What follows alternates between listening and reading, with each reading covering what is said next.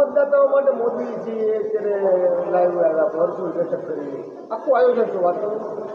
આજે 25મી જાન્યુઆરી એટલે નવા મતદાર દિવસ તરીકે આપણે ઉજવીએ છીએ ભારતના લોકશાહી તંત્રની અંદર.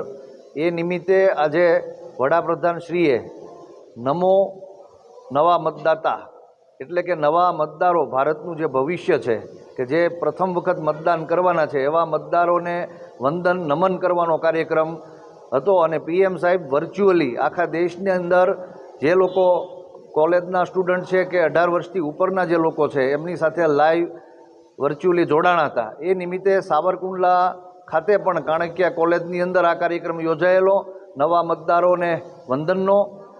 એ નિમિત્તે આજે અમે અહીંયા એક બીજો પણ કાર્યક્રમ સાથે સાથે નમો એપ્લિકેશન વિકસિત ભારત એમ્બેસેડર એ જોઈન્ટ કરવાનો એક કાર્યક્રમ યોજાયેલો. સાથે સાવરકુંડલા વિસ્તારના જાગૃત ધારાસભ્ય મહેશભાઈ કસવાલાએ હમણાં એમણે જે 1 વર્ષની અંદર કરેલા કામો છે એમનું પણ એક ઋણ સ્વીકાર કાર્ય પુસ્તક બહાર પાડ્યું છે.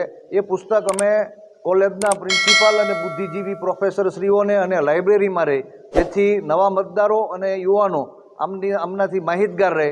આ પ્રકારના કાર્યક્રમો કાણકિયા કોલેજ ખાતે યોજાયેલા.